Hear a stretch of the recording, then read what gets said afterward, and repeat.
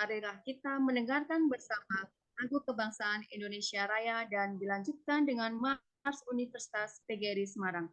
Untuk itu, hadirin dimohon untuk duduk tegak.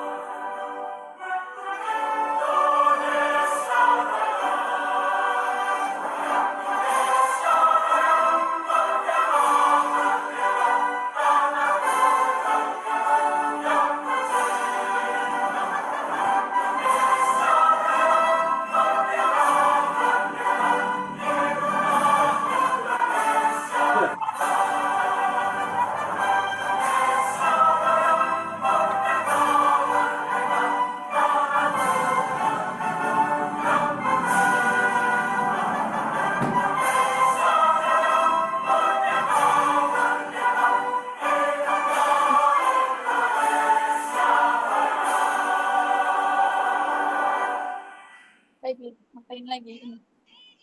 Ngapain ya?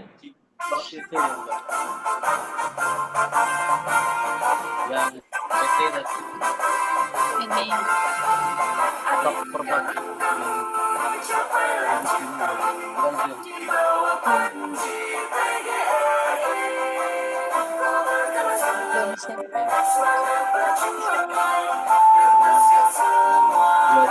PT yang Ini ini sama.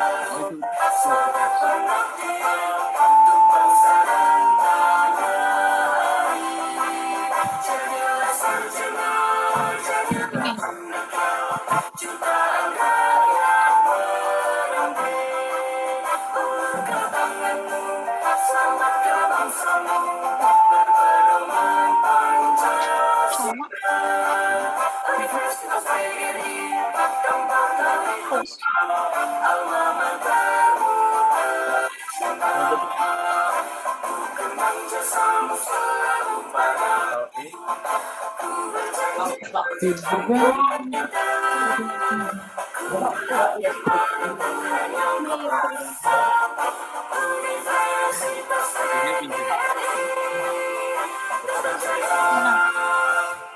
laporan lagi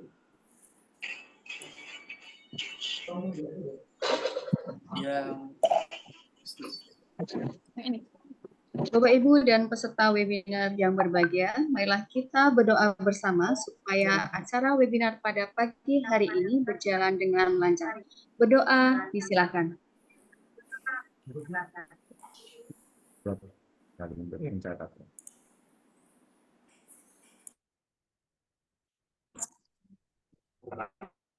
Berdoa selesai.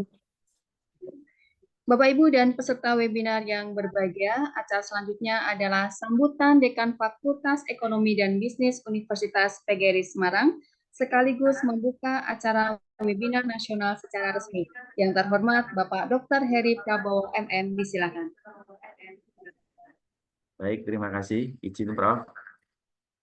Assalamualaikum warahmatullahi wabarakatuh. Waalaikumsalam. Selamat pagi, salam sejahtera untuk kita semuanya. Yang terhormat narasumber hebat kita, Profesor Dr. Insinyur Meilita Triana Sembiring, STMT IPU. Yang kami hormati Wakil Dekan 1, Wakil Dekan 2, Fakultas S1 Bisnis Digital, Sektor di S1 Bisnis Digital, juga hadir Fakultas S1 Manajemen, kemudian Sekretaris Program Studi S1 Manajemen, serta Bapak, Ibu, Mas, dan Mbak peserta webinar. Pertama-tama, mari kita panjatkan rasa syukur kita kehadirat Allah Subhanahu wa Ta'ala, Tuhan Yang Maha Esa, sehingga pada hari ini kita diberikan kesehatan dalam rangka mengikuti webinar yang luar biasa dan dengan narasumber hebat dari jauh, dari Sumatera. Kebetulan beliau datang Semarang, ada di Universitas PGRI Semarang, dan kita akan mendengarkan bersama bagaimana beliau menyampaikan tentang transformasi digital dalam perkembangan rantai pasok. Bapak, Ibu, dan para peserta webinar, kami berharap acara ini akan menambah wawasan kita dan juga meningkatkan kemampuan kita, keterampilan kita terkait dengan era digital, ya, adanya perubahan yang sangat cepat di era digital dalam perkembangan rantai pasok. Tentu kita akan menyimak betul ilmu dari narasumber hebat kita, dan semoga nanti acara ini bisa berjalan dengan lancar, menambah manfaat untuk kita semuanya.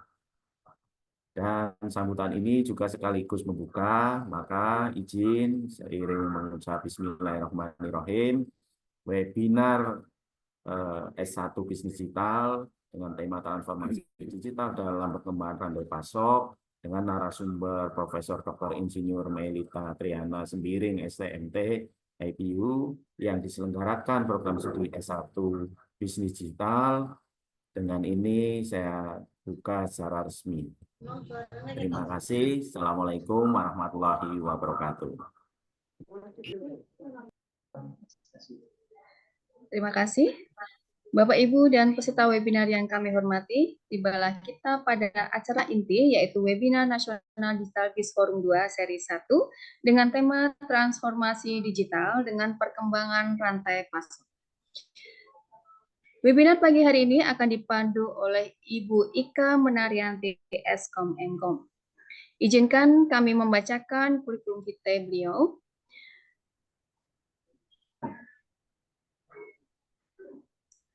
Nama Ika Menaryanti, Eskom Enkom. Lahir di Wamena, tanggal 20 Oktober 1986. Beliau telah bergabung di Universitas PGRI Semarang pada tahun 2013 dan sebagai Sekretaris Program Studi Pendidikan Teknologi FPMIPA TI tahun 2019 hingga 2022, dan terakhir hingga sekarang sebagai Ketua Program Studi Bisnis Digital Fakultas Ekonomi dan Bisnis Universitas PGRI Semarang. Bapak, Ibu, dan peserta webinar yang berbahagia, sesi seminar akan kita mulai dan acara sepenuhnya saya serahkan kepada Ibu Ika. Silakan Ibu Ika.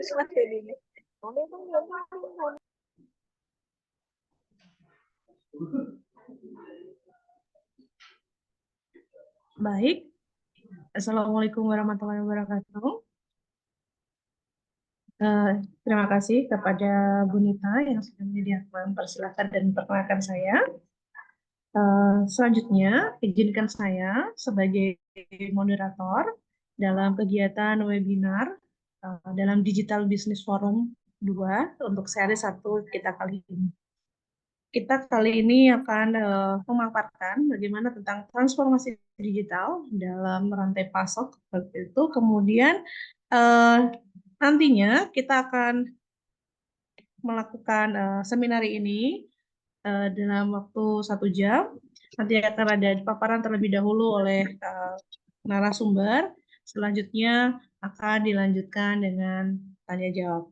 Sebelum kita mulai, izinkan saya membacakan profil dari narasumber kita, yaitu Profesor Dr. Insinyur Melita Triana Sembiring, STMT IPU. Beliau dilahirkan di Medan pada tanggal 3 Mei 1970. Saat ini merupakan dosen Fakultas Teknik Universitas Sumatera Utara. Beliau juga lulus dari Magister Teknik Industri S2 Program Sarjana Institut Teknologi Bandung pada tahun 2004 dan program Dr. S3 di Program Studi Teknologi Industri Pertanian Sekolah Pasca Sarjana Institut Pertanian Bogor pada tahun 2015. Beliau merupakan tim ahli Lembaga Layanan Pendidikan Tinggi di Wilayah 1. Beliau juga sebagai konsultan dan training untuk perbaikan sistem dan manajemen organisasi.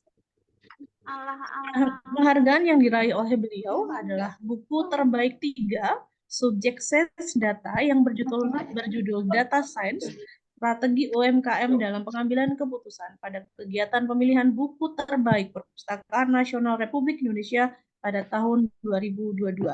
Beliau juga mendapatkan penghargaan Satya Lancana Karya Satya 20 tahun dari Presiden RI tahun 2022 dan akademisi terbaik ketiga dalam kategori inovator terbaik di lingkungan Universitas Sumatera Utara. Saat ini, beliau menjabat sebagai Ketua Program Studi Magister Manajemen dengan fokus melakukan pembinaan UKM dan IKM, terutama dalam hal pengelolaan bisnis dan manajemen kewirausahaan, dan menjabat sebagai Ketua 3 Cendekiawan Karo Indonesia. Luar biasa profil dari beliau ini.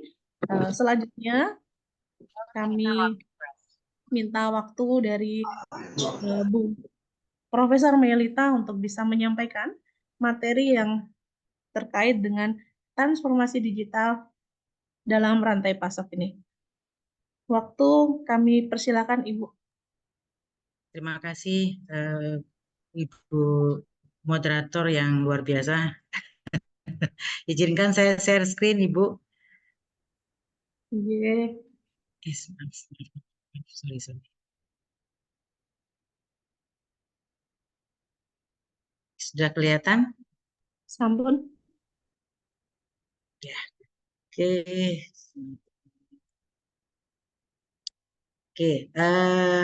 Terima kasih kepada Bapak Ibu yang telah mengundang saya untuk hadir di universitas yang sangat luar biasa ini. Yang kami hormati Bapak Dekan FEB Universitas PGRI Semarang, Bapak Ibu dosen dan seluruh panitia seminar dan seluruh peserta seminar yang hadir pada hari ini. Saya mengucapkan banyak terima kasih atas kesempatan untuk sharing di universitas yang berbahagia untuk bisa sharing tentang transformasi digital dalam perkembangan rantai pasok. Bapak Ibu, sebelumnya moderator Ibu Ika telah memperkenalkan diri terkait profil saya gitu ya, tapi saya juga akan menyampaikan sedikit tentang itu. Sebenarnya background-nya adalah teknik industri. Jadi saya S1-nya tahun 88, lulus tahun 94. Ya, jadi saya S1 teknik industri, kemudian S2-nya itu dari ITB, kemudian S3-nya dari IPB di tahun 2015 saya menyelesaikan studi saya sebagai ketua program studi Magister Manajemen.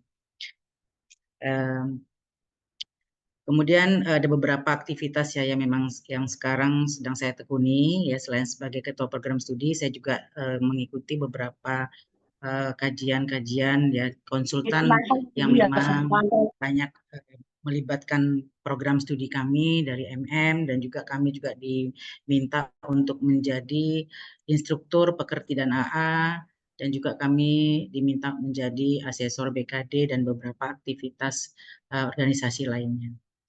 Baik Bapak Ibu, mohon izinkan kami sharing terkait topik kita yang hari ini cukup menarik ya, cukup menarik. Kenapa? Karena saat ini kita perlu sekali memahami apa yang kita topik terkini tentang transformasi digital, khusus mengenai yang kita pahami saat ini ya, atau yang kita kaji untuk khusus di webinar kali ini adalah tentang rantai pasok. Nah, ini saya mungkin lebih kepada tujuan webinar ini dilaksanakan sebenarnya. Jadi tujuan pembelajaran konteksnya itu lebih kepada tujuan daripada kegiatan webinar ini dilaksanakan.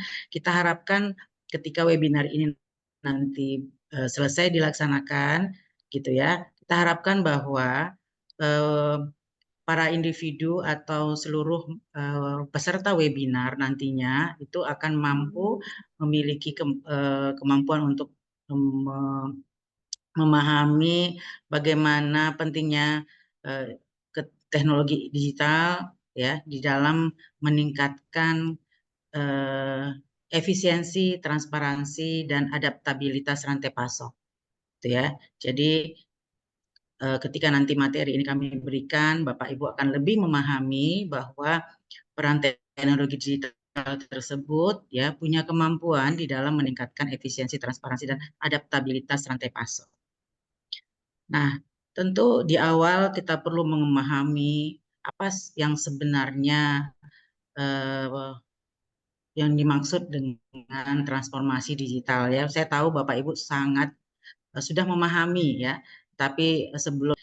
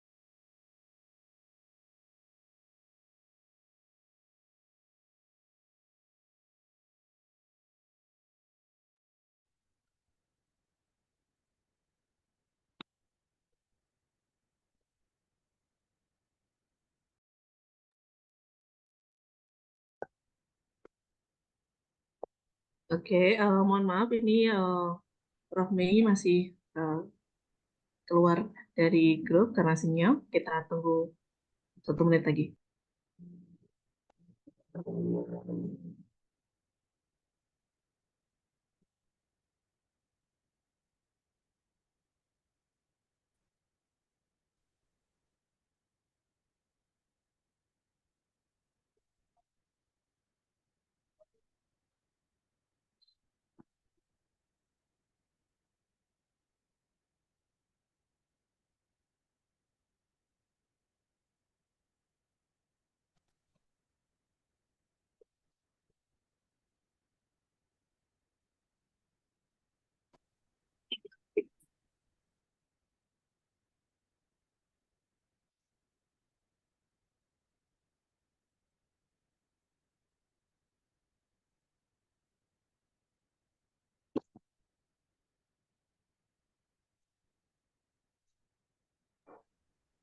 Mohon maaf, Bapak Ibu dan peserta webinar, di sini ada gangguan sinyal, mohon ditunggu sebentar, ya. Terima kasih.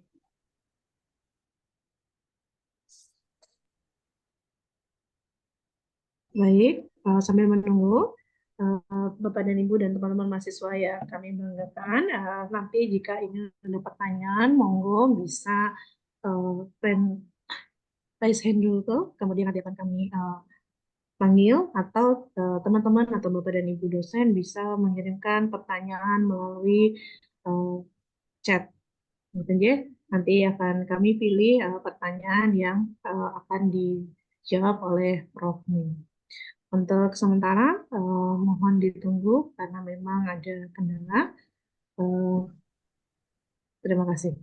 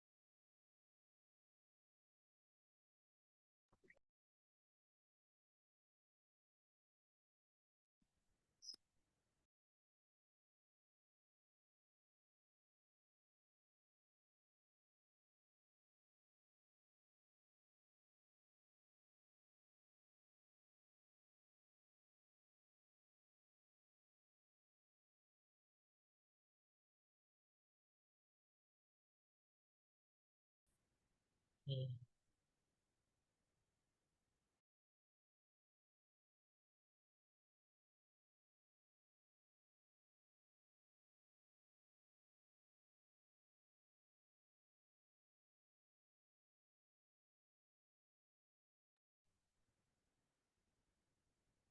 Jadi, kami sampaikan juga kepada peserta bahwa nanti akan ada presensi di akhir kegiatan yang kemudian nanti akan langsung masuk ke email teman-teman semuanya sertifikat kegiatan pada hari ini.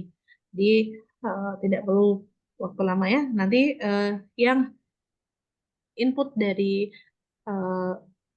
presensi nanti secara online begitu. Jadi nanti setelah kegiatan sudah selesai nanti akan dikirimkan di bagian room chat mengenai presensi dan juga materi pada hari ini. Mohon bersabar, sedang proses.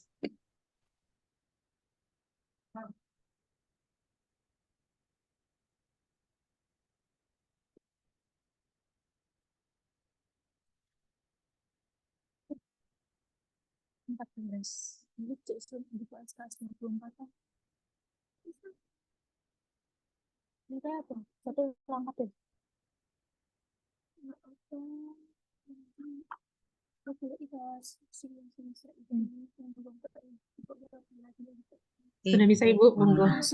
Baik. Udah. Mohon maaf, Bapak Ibu tadi ada sedikit kendala. Baik, kita lanjutkan. Kita lanjutkan. Kita masuk kepada. Saya akan masuk kepada apa itu dengan apa yang dimaksud dengan transformasi digital. Ya, transformasi digital itu adalah proses integrasi teknologi digital ke dalam semua aspek bisnis yang secara fundamental mengubah cara organisasi beroperasi dan memberikan nilai kepada pelanggan. Nah, kata kuncinya itu adalah mengubah cara organisasi beroperasi dan memberikan value atau nilai kepada pelanggan. Jadi itu kata kunci yang mesti kita perhatikan di dalam memaknai transformasi digital. Nah, ketika kita bicara proses ya, proses di dalam penggunaan teknologi digital, ada hal yang perlu kita perhatikan ya. Proses itu akan bermanfaat untuk meningkatkan efisiensi operasional, memperbaiki pengalaman pelanggan, dan menciptakan model bisnis baru yang lebih inovatif. Nah, jadi ketika kita melibatkan penggunaan teknologi digital, ya 3 hal ini akan berdampak terhadap proses.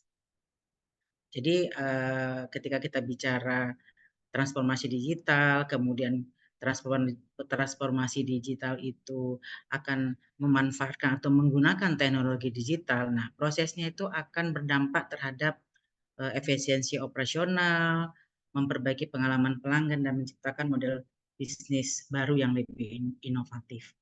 Nah, transformasi digital itu tidak hanya melibatkan adopsi teknologi baru, tetapi juga perubahan budaya organisasi dan strategi bisnis.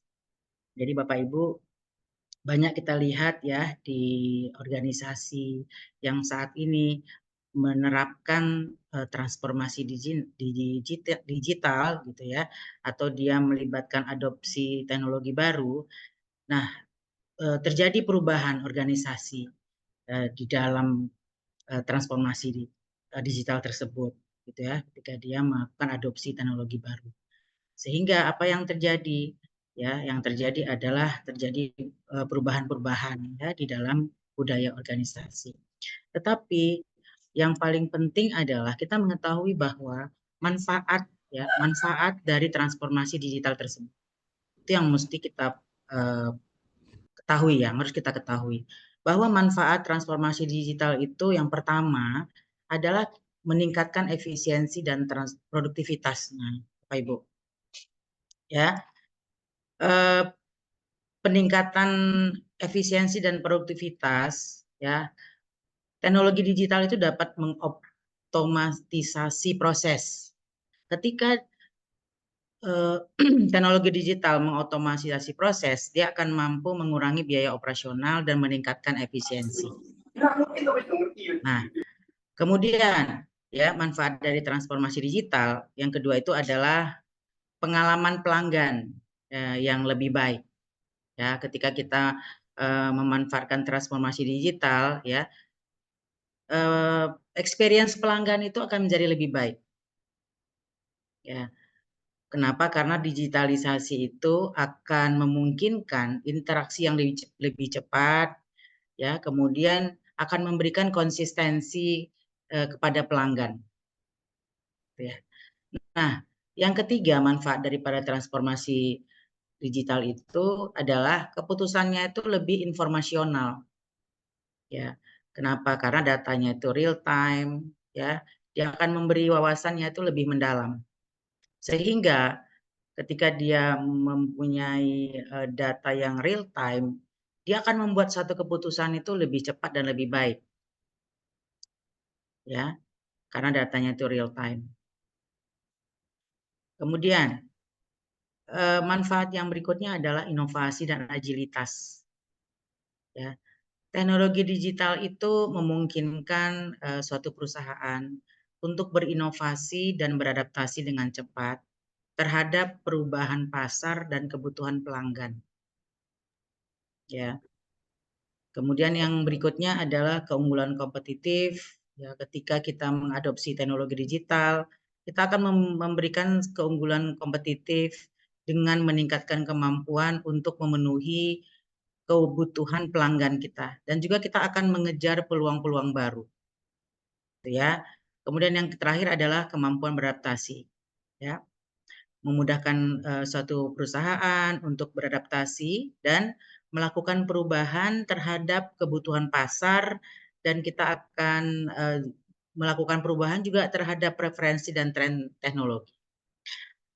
Nah, kemudian kita akan lanjut kepada rantai pasok, Bapak Ibu. Ya, jadi kalau kita bicara rantai pasok, apa sih yang dimaksud dengan rantai pasok? Ya, rantai pasok itu Bapak Ibu tentu perlu kami sampaikan bahwa bicara rantai pasok itu terdiri dari semua pihak. Jadi kalau bicara rantai pasok itu dia terdiri dari semua pihak. Ada produsen, ada pemasok, ya, ada pengangkut, ada gudang, ada pengecer dan pelanggan.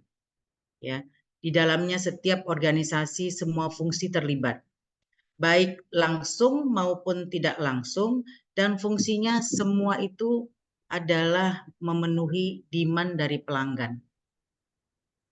Gitu ya. Jadi terdiri dari semua pihak atau stakeholder yang di dalamnya memiliki organisasi, dan semua itu berfungsi untuk memenuhi demand atau pelanggan.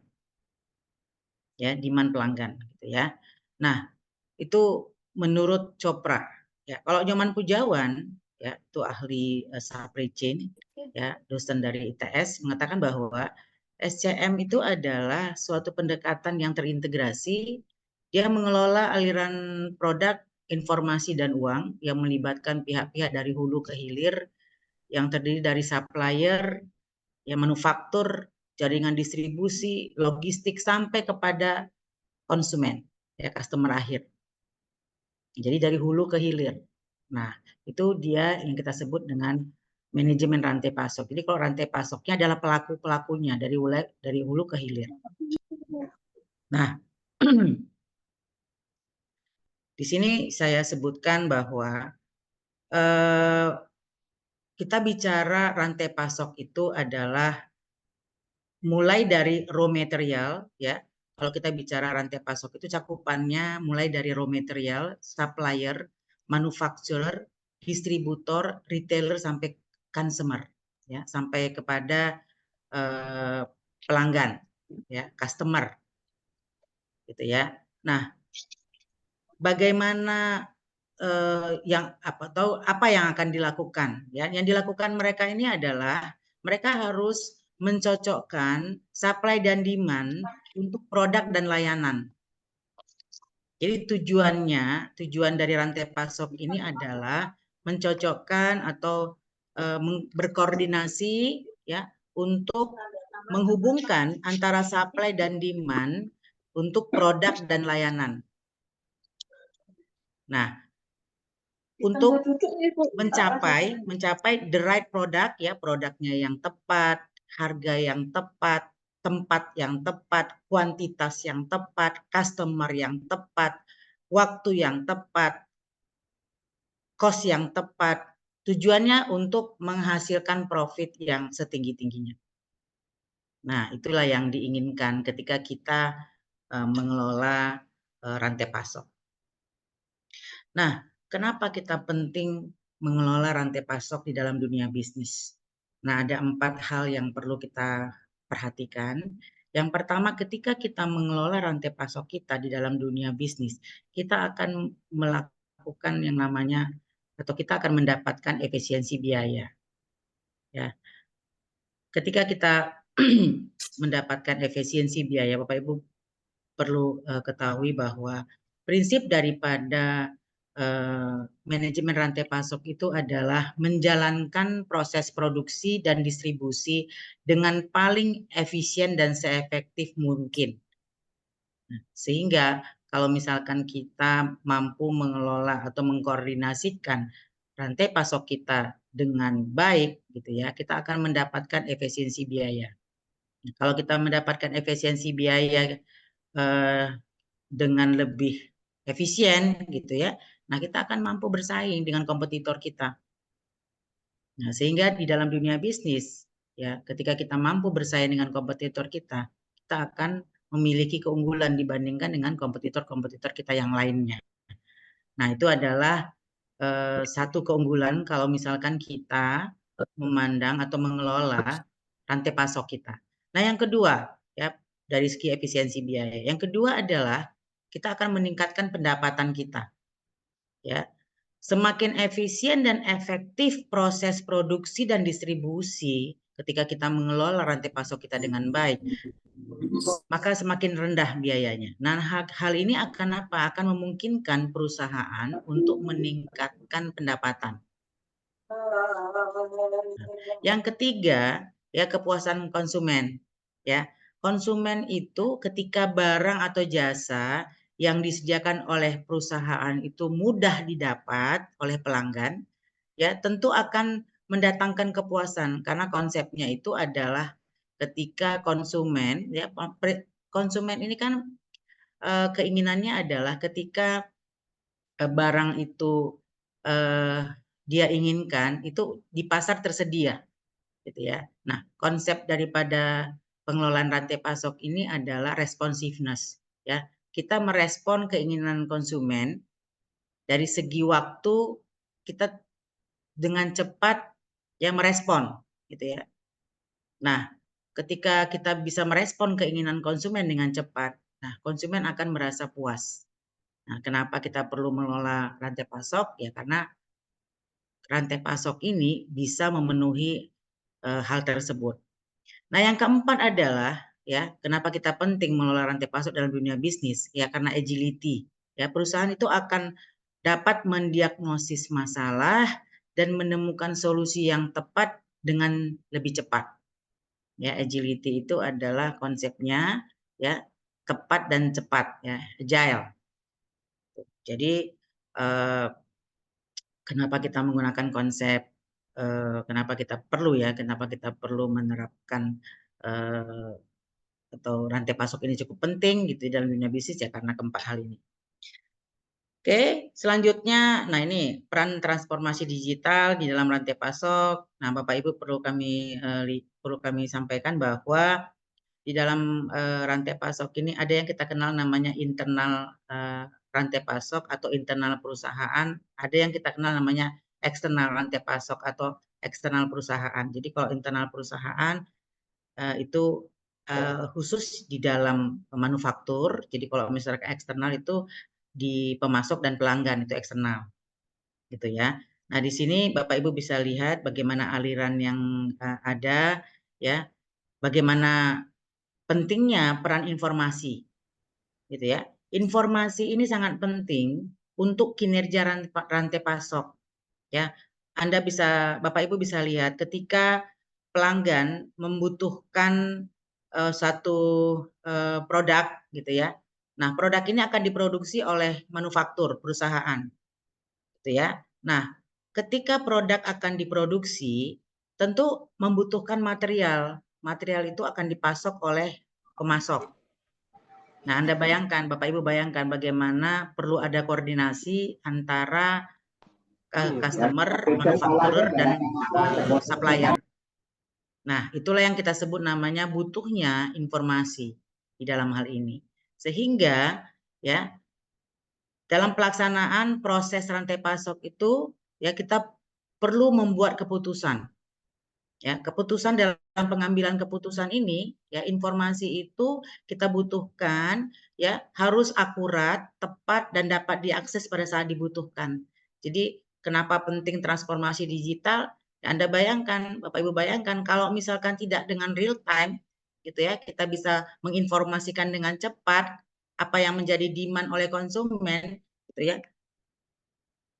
Ketika konsumen membutuhkan sejumlah produk tertentu, di mana produk tersebut di dalam manufaktur material yang dibutuhkan itu harus disiapkan, ya harus disediakan. Kenapa? Karena kalau tidak tersedia, ya tidak ada di dalam gudang, misalkan ya, materialnya tidak tersedia dalam gudang, tidak akan bisa diproduksi. Sehingga apa yang terjadi? Tidak akan bisa memenuhi kebutuhan konsumen.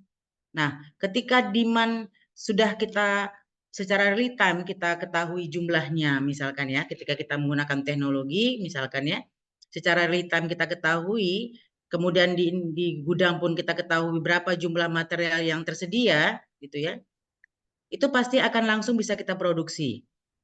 Nah, kalau misalkan inventory di gudang itu kita ketahui tidak bisa terpenuhi, gitu ya. Nah, kita bisa langsung komunikasi dengan supplier untuk bisa supplier memenuhi kebutuhan inventory di dalam memproduksi produk tersebut. Nah, begitulah mekanismenya, pentingnya informasi di dalam mengelola kebutuhan, ya, di dalam mengelola kebutuhan dan mengkoordinasikan rantai pasok baik dari sisi internal maupun eksternal, ya. Jadi Bapak Ibu melihat bagaimana informasi itu pentingnya, ya. Kemudian ketika kita bicara tradisional supply chain atau rantai pasok dengan digital rantai pasok. Tradisional rantai pasok itu biasanya ya dia kurang visible, ya. Dan pembaruan data secara real time, kenapa? Karena pembaruan data itu tidak real time, sehingga itu membuat perusahaan tidak dapat beradaptasi atau kurang responsif terhadap perubahan keputusan pasar. Jadi Bapak Ibu bayangkan ketika perusahaan tidak respon terhadap kebutuhan pasar, nah itu apa yang terjadi?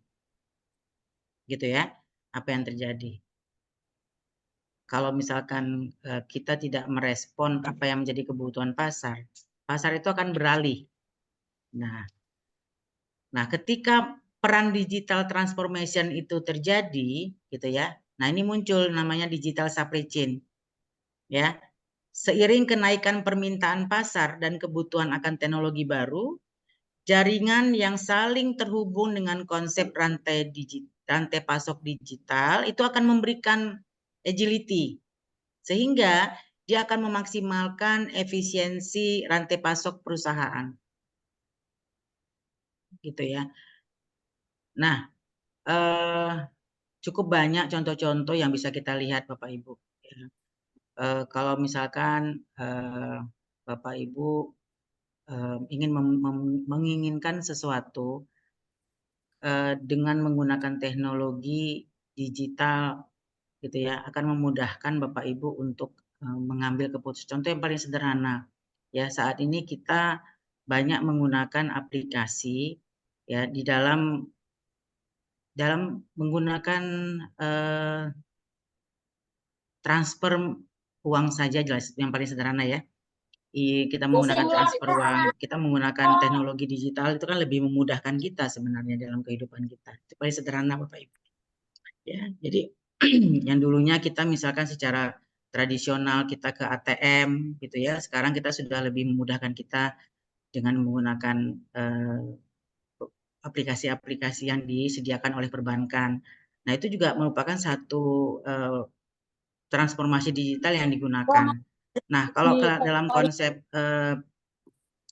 rantai pasok ya, itu banyak yang diterapkan penerapan digital, salah satunya itu adalah dengan menggunakan konsep, Bapak Ibu tentu pernah ya, saya rasa sering ke ini, saya rasa ke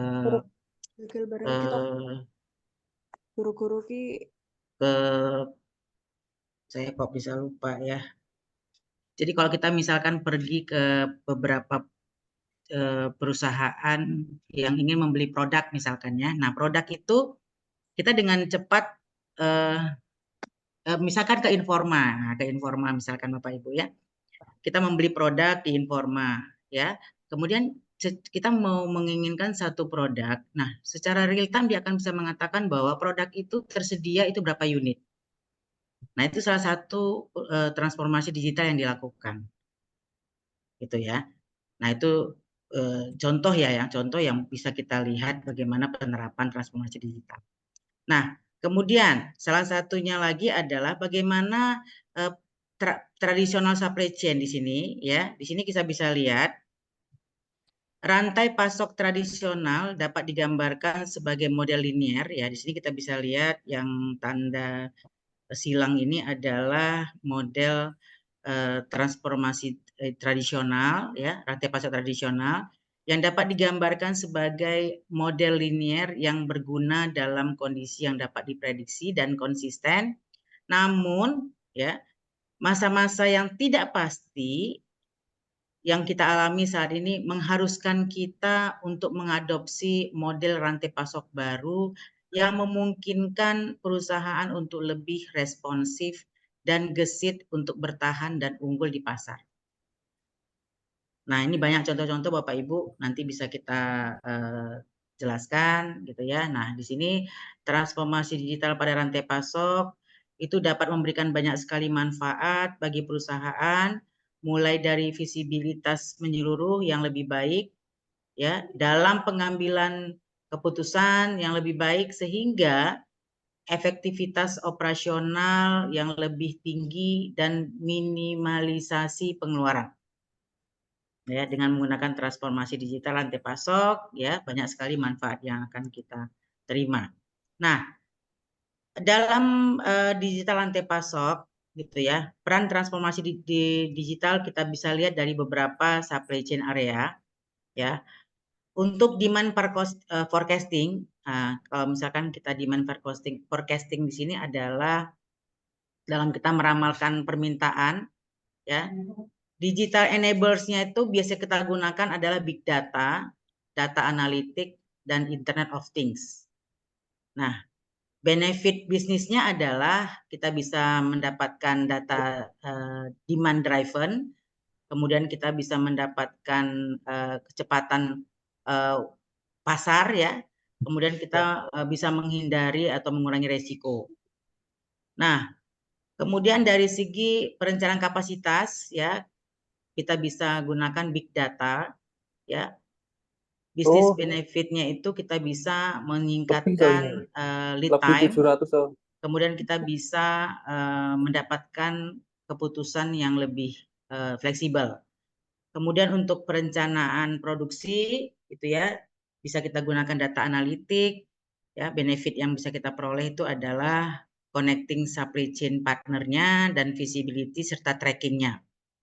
Dan untuk purchasing ya, digital enablernya adalah big data, kemudian business benefitnya adalah purchasing collaborative optimization. Nah, untuk procurement itu bisa kita lihat digital enablernya adalah big data, IoT, data analitik, gitu ya, business benefit, supplier collaboration, smart procurement, gitu ya, dan ada beberapa automated process lainnya.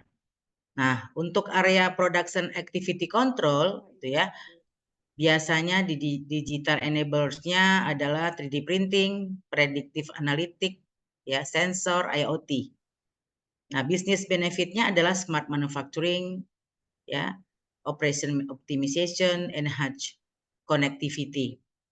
Inventory planning and management, ya, itu big data, predictive analytic, supply chain control tower, ya, bisnis benefitnya, visibilitas sebagainya. Ini Bapak Ibu bisa lihat ini beberapa supply chain area, digital enablers yang sudah ada dan digunakan ya, inovasi teknologinya, kemudian manfaat atau benefit daripada bisnisnya juga sudah kita gunakan.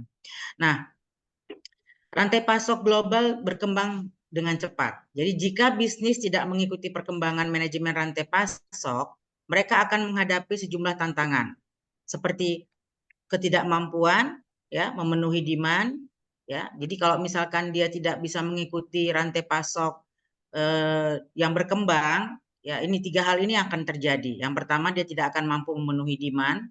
Yang kedua, dia akan kehilangan keunggulan kompetitif. Yang ketiga, dia akan reputasinya akan turun. Ya. Jadi kalau misalkan kenapa dia tidak mampu memenuhi demand, karena apa? Karena bisnisnya itu tidak akan mampu merespon perubahan permintaan, di mana permintaan pasar itu sangat cepat. Sehingga ketika dia tidak mampu memenuhi permintaan pasar, dia akan kehilangan peluang bisnis dari pelanggan. Nah, yang kedua, kehilangan keunggulan kompetitif. Ya. Bisnis yang tidak efisien, lambat, beradaptasi, dan memiliki produk yang berkualitas rendah, itu akan kesulitan bersaing di pasar. Nah, yang ketiga, turun reputasi. Kenapa? Karena masalah kualitas produk. Ya, terlambat pengiriman, praktek bisnis yang tidak berkelanjutan, dan akhirnya apa? Reputasi perusahaan itu akan turun. Nah, terakhir Bapak Ibu, penutup yang bisa saya berikan adalah jika kita, kenapa kita penting gitu ya, menggali transformasi digital, karena transformasi digital telah meredefinisi rantai pasok di era digital ini, sehingga ini akan berimplikasi langsung pada bidang digital bisnis. Transformasi ini bukan hanya mengadopsi teknologi baru, tetapi membentuk cara kita beroperasi dan berinteraksi dalam ekosistem bisnis global yang semakin kompleks dan terhubung.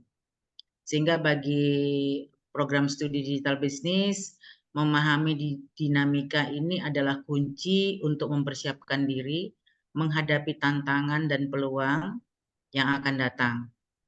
Kemampuan untuk menerapkan prinsip-prinsip transformasi digital dalam rantai pasok akan memberikan keuntungan kompetitif dan membuka jalan untuk inovasi yang berkelanjutan. Demikian Bu Ika yang bisa saya sampaikan, mungkin selanjutnya kita beri kesempatan untuk tanya jawab. Terima kasih. Terima kasih Prof. Mei. Baik, sudah dipaparkan dengan jelas oleh beliau, cukup membuat kita terbuka wawasan bahwa memang saat ini dinamika digital ini adalah menjadi wawasan baru bagi kita semua untuk mengembangkan segala bidang yang ada dalam kegiatan kita sehari-hari. Baik, selanjutnya adalah sesi pertanyaan. Silakan jika ada yang ingin bertanya, silakan bisa menggunakan raise hand atau bisa menuliskan pertanyaan di kolom chat. Atau kepada Bapak Ibu dan teman-teman, monggo langsung bisa kami silakan. Maju-maju Prof. Izin bertanya, Ibu. Oh, ya, semoga silakan. Siapa? Sebutkan namanya. Perkenalkan, saya Elis Romala dari Fakultas Ekonomi dan Bisnis Manajemen.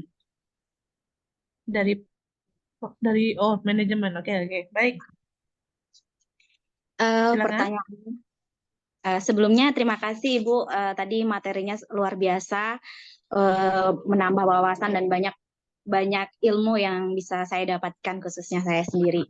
Nah, pertanyaannya adalah kalau mendengarkan pemaparan dari Ibu tadi, kayak rantai pasok era digital ini sangat menjanjikan untuk perkembangan bisnis kita gitu ya Bu, karena ini lebih efisien dan sebagainya.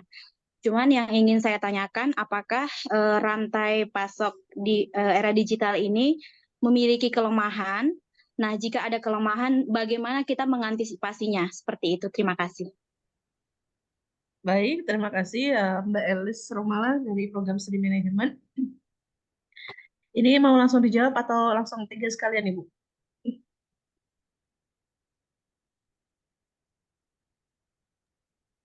dikumpul dulu aja, Bu. Baik, baik, baik. Selanjutnya, ada yang ingin bertanya?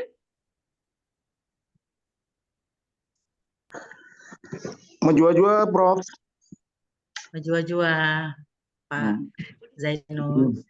Izin pertama bertanya, Prof. Apakah digital marketing termasuk dalam transformasi digital? Terima kasih, Prof. Terima kasih, Pak Zainul. Ada yang lagi ditanyakan? Baik, Ibu, ini ada satu dari dari room chat. Mohon maaf, perkenalkan nama saya Nadiati dari program studi bisnis digital. Yang ingin saya tanyakan adalah apa saja keterampilan baru yang dibutuhkan oleh tenaga kerja dalam rantai pasok akibat transformasi digital ini?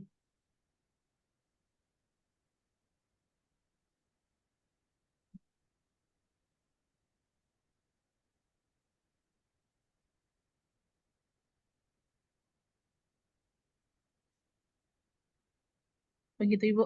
Sudah tiga Oke. atau tiga dulu aja, Bu. Nanti lanjut lagi. Baik, monggo Ibu dipersilahkan. Oke, yang pertama ini luar biasa nih pertanyaannya nih ya. Yang pertama itu tadi terkait apakah rantai pasok di era digital memiliki kelemahan dan bagaimana sebaiknya.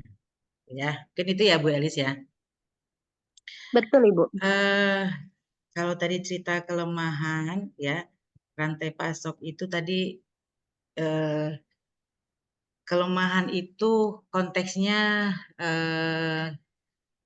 kalau cerita kelemahan begini, tadi cerita rantai pasok itu sebenarnya kan sistem koordinasi ya, Bu.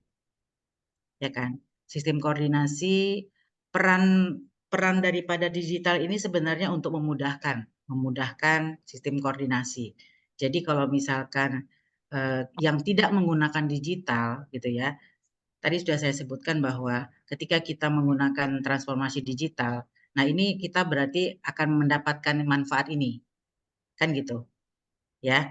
Jadi peningkatan efisiensi, pengalaman pelanggan yang lebih baik, keputusannya lebih informasional, kemudian inovasi dan agilitas, keunggulan kompetitif, kemampuan beradaptasi. Jadi kalau misalkan ya satu industri atau organisasi yang tidak menerapkan transformasi digital gitu ya, nah dia akan mengalami ini Bu ya, organisasinya atau perusahaannya tidak akan efisien gitu ya, dia tidak akan mendapatkan pengalamannya dia tidak akan memberikan value kepada pelanggan yang menjadi lebih baik gitu ya. Kemudian dia tidak akan memberikan suatu keputusan secara real time kepada organisasinya. Jadi kalau kita bicara memiliki kelemahan ya, yang menjadi kelemahan itu adalah organisasinya kalau dia tidak menerapkan gitu. Jadi organisasinya kalau dia tidak menerapkan ya digital ya atau tidak menerapkan teknologi digital di dalam pengelolaan rantai pasok, nah itu menjadi kelemahan, Bu. Kelemahan untuk organisasinya gitu. Nah, itu yang bisa saya jelaskan. Bu Elis.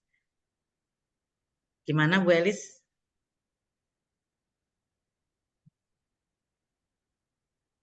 Cukup, Welis? Oke. Lanjut, bisa kami lanjutkan, Bu? Monggo pertanyaan kedua, Ibu Prof. Mei. Oke. Digital marketing ya, Pak. Digital marketing itu jadi gini ya. Jadi kalau misalkan marketing kan pemasaran ya. Konsepnya itu pemasaran, kemudian digunakan konsep digital. Nah, apakah itu merupakan satu transformasi digital? Nah, kita balik lagi kepada definisi, Pak.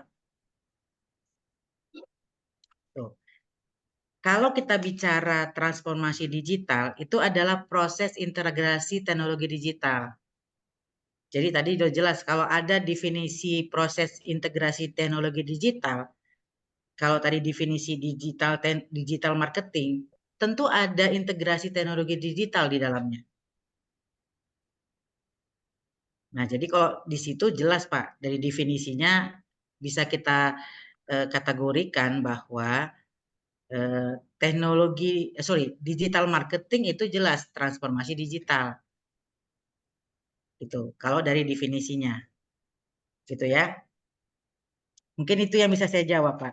Kemudian yang ketiga adalah keterampilan baru. Nah, ini yang cukup menarik. Kalau kita cerita keterampilan baru, karena kebutuhan daripada tadi saya sudah sebutkan. Nah, kalau kita cerita digital dalam rantai pasok, kalau tadi cerita keterampilan ya, kita cerita keterampilan. Nah, ini Pak, tadi pertanyaan dari Pak siapa ya, keterampilan baru ya. Nah, ini yang harus Bapak Ibu sekarang masuk, digital enablers ya. Jadi keterampilannya harus menguasai bagaimana kita bisa menguasai big data. Ya, data analitik, Internet of Things, gitu ya. Ya, jadi Bapak sekarang tidak mau tidak suka, Bapak Ibu harus mempelajari bahasa pemrograman yang sederhana. Apa misalnya? Ya, misalkan bahasa pemrograman Python misalkan, gitu ya, R misalkan. Sulit Bu, yang mau nggak mau memang kita harus belajar, gitu ya. Karena kita sudah harus masuk ke teknologi digital yang kita mau tidak mau, ya itu harus kita pelajari karena itu cara kita untuk bisa menggunakannya. Jadi kalau misalkan memaknai data itu ya, jadi big data, sekumpulan data itu kita memaknainya kita harus kita menggunakan bahasa pemrograman, Pak Ibu. Nah, jadi keterampilan barunya yaitu karena apa tadi saya bilang supply chain areanya digital enabler-nya ini tadi ya. Big data, Internet of Things, data analitik, 3D printing, ya, predictive analytic, sensor, nah gitu, ya, supply chain control tower, ya semuanya itu membutuhkan yang keterampilan-keterampilan yang yaitu tadi ya, seperti itu, Bapak Ibu, ini itu Bu Ika, Baik Ibu. terima kasih. Baik, terima kasih sudah dijawab Ibu, Prof. Selanjutnya untuk pertanyaan selanjutnya 3 terakhir ini monggo saya beri waktu, silakan. Mohon izin Prof. Oh, siap, Pak Isam, monggo. Baik, terima kasih. Mohon izin Prof. Di sini saya mau tanya. Tadi waktu di awal saya melihat di CV ya, riwayat hidup, bahwa Prof ini sudah menulis buku Data Science Strategi UMKM dalam pengambilan keputusan. Nah, di sini saya tertarik sedikit nih Prof. Jadi seperti yang kita ketahui bahwa data science itu kan biasanya kita orientasinya ke ke perusahaan, ke startup gitu ya, dan mereka dipekerjakan gitu ya. Nah, dalam hal ini kalau dari buku yang Prof tulis, Data Science Strategi UMKM dalam pengambilan keputusan, itu apakah data science yang dilakukan itu sama seperti yang dilakukan oleh perusahaan seperti startup gitu Pak? Atau ada hal lain yang mungkin lebih sederhana gitu ya, seperti yang kita ketahui bahwa data science itu kan sesuatu yang tidak mudah bagi orang awam. Nah, ini apakah ada strategi khusus yang dilakukan khususnya untuk UMKM ini? Baik, terima kasih.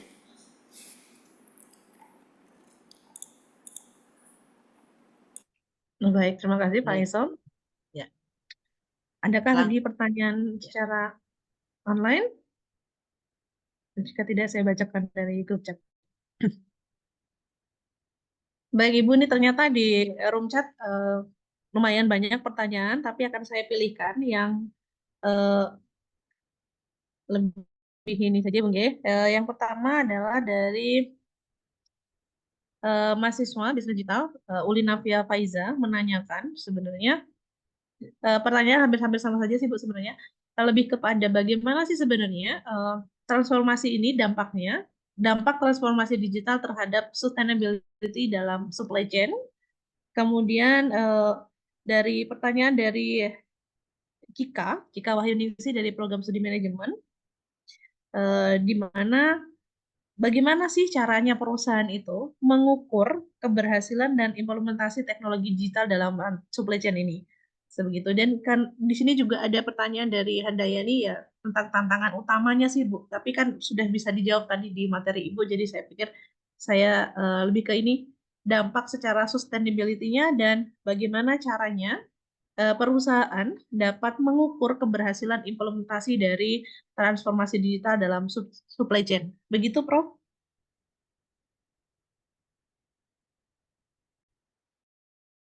Baik, ini pertanyaannya luar biasa nih Bu Ika. Ini nanti mungkin Ya, Bu. kalau masih kurang saya mohon maaf ya, nanti mungkin saya bisa tambahkan kembali karena saya takut nanti apa namanya masih ada yang harus kita lengkapi gitu ya Bu ya. Nah, ini pertanyaan pertama dari Pak Isom, Bu. mohon izin Bu, Nggih. Pak Isan. Pak Isan ya, Pak Isan ya. Isom. Pak Isan ya, oke. Jadi begini Pak, ceritanya itu waktu saya menulis buku ini, itu saya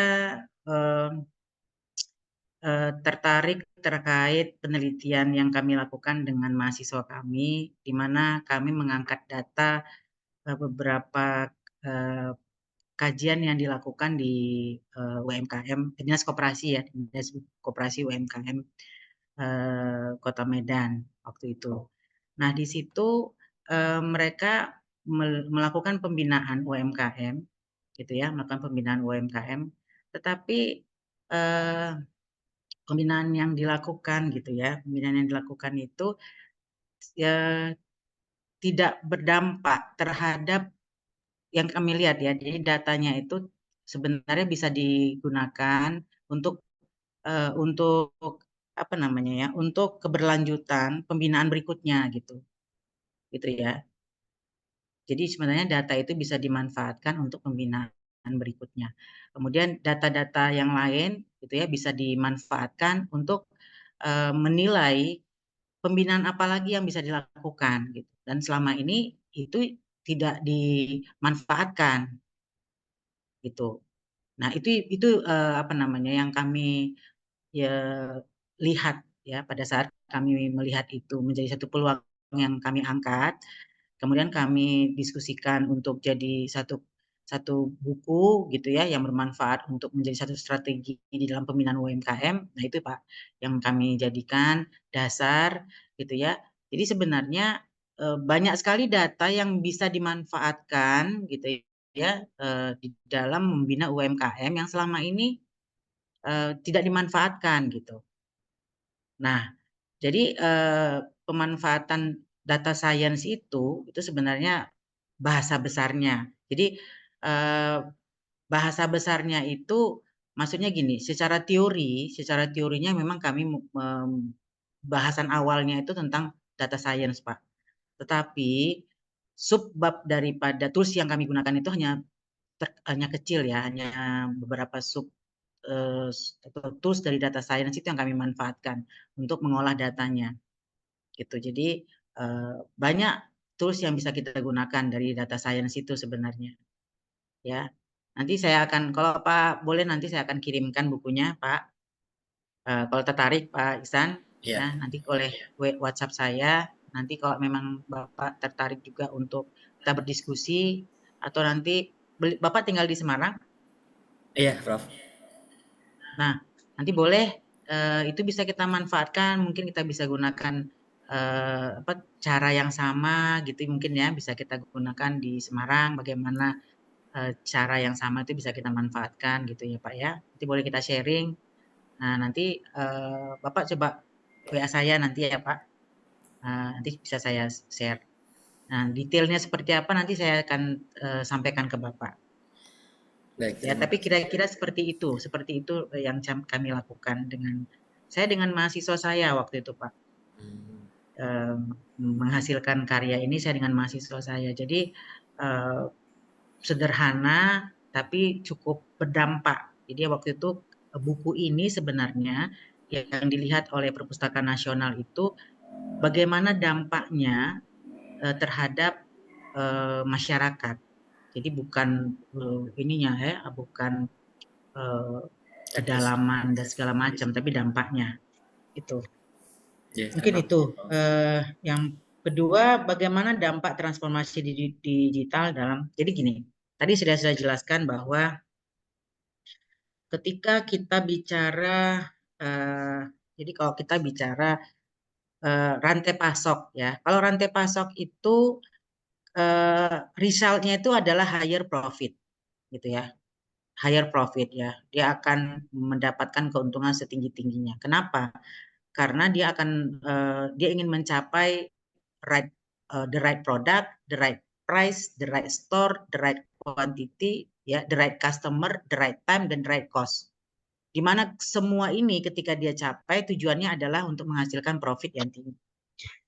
Jadi kalau misalkan satu industri misalkan dia tidak menerapkan transformasi digital di dalam rantai pasoknya gitu ya. Sementara tadi sudah saya sebutkan bagaimana peran daripada informasi ketika kita mengelola internal dan eksternal rantai pasok tadi, pentingnya dalam pengambilan keputusan.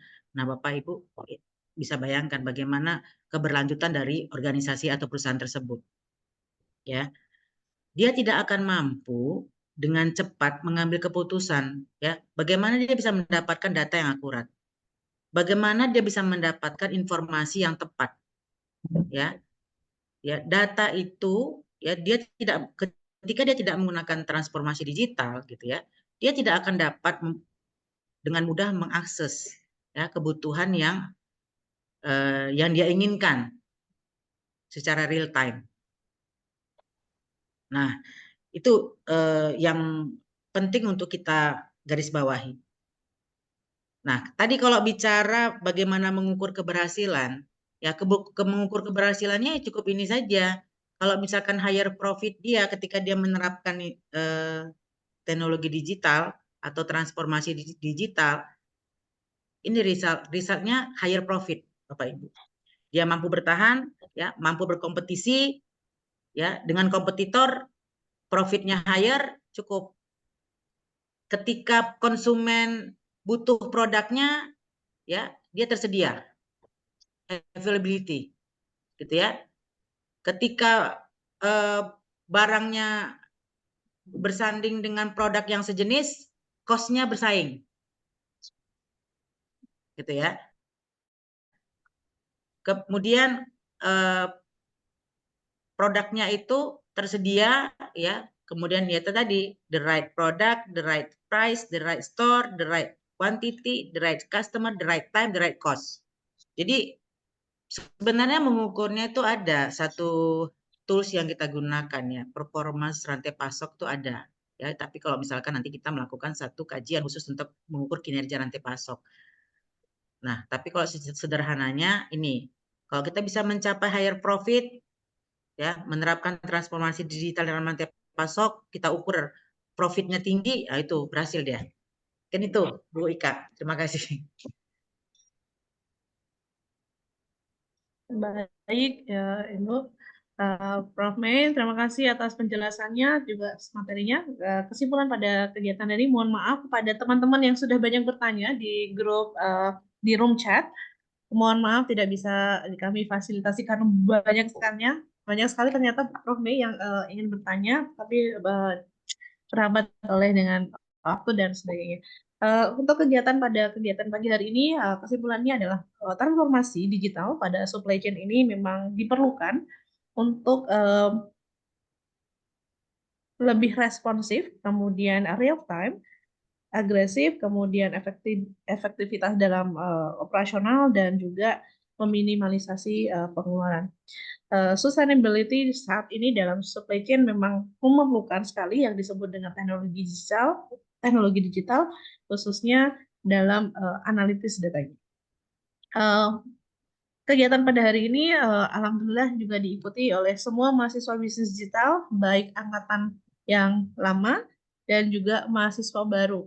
informasi untuk bagi para teman-teman mahasiswa baru, apa yang disebutkan tadi oleh Prof. Meilita, bahwa kita perlu memiliki keterampilan seperti big data, Internet of Things, kemudian data analitik, itu sudah terangkum semuanya, ada di kurikulum program studi bisnis digital Fakultas Ekonomi dan Bisnis. Jadi teman-teman diajarkan betul bagaimana data analitik dan kurikulum sudah disediakan untuk mampu menambahkan keterampilan atau skill bagi mahasiswa khususnya di bisnis digital. Terima kasih kepada Prof. Meilita telah memberikan materi dan juga telah menjawab pertanyaan dengan baik. Mohon maaf kepada semua peserta, kami tidak bisa memfasilitasi lebih lanjut, berkendala dengan waktu. Presensi sudah di-share?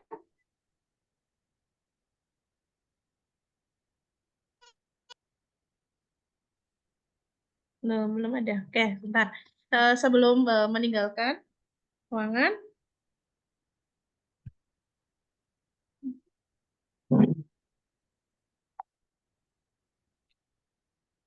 sekali lagi terima kasih kepada Prof. Mei yang sudah bersedia untuk memberikan banyak sekali wawasannya untuk kami pelajari, dan semoga ke depannya apabila kami membutuhkan bantuan dari Ibu untuk mengenai pertanyaan dan sebagainya akan kami sampaikan. Baik, itu sudah terdapat di room chat presensinya. Silakan pada Bapak dan Ibu serta teman-teman mahasiswa untuk bisa melakukan presensi. Untuk kegiatan hari ini, terima kasih kepada Prof. Mei, semua pejabat struktural Fakultas Ekonomi dan Bisnis, serta para peserta, baik dari kalangan akademisi, Bapak Ibu dosen, maupun dari kalangan mahasiswa, dari mahasiswa program studi bisnis digital maupun program studi manajemen. Sampai jumpa, terima kasih. Assalamualaikum warahmatullahi wabarakatuh. Waalaikumsalam warahmatullahi Waalaikumsalam. wabarakatuh.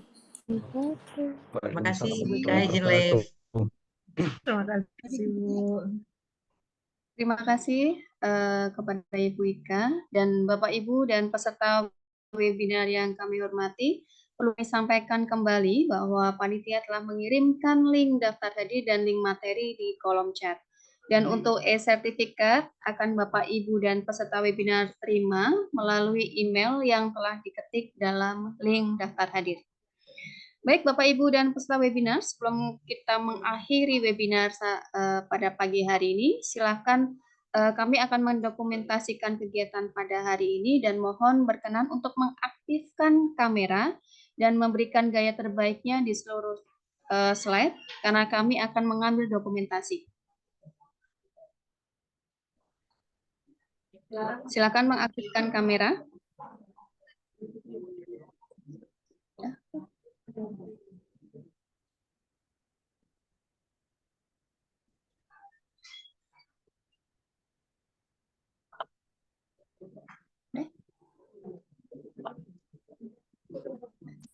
Baik Bapak Ibu, terima kasih atas pertemuannya hari ini dan seluruh rangkaian acara webinar yang telah diselenggarakan oleh Program Studi Bisnis Digital Fakultas Ekonomi dan Bisnis Universitas PGRI Semarang telah selesai.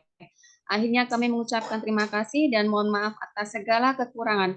Wassalamualaikum warahmatullahi wabarakatuh. Waalaikumsalam warahmatullahi wabarakatuh. Assalamualaikum warahmatullahi wabarakatuh.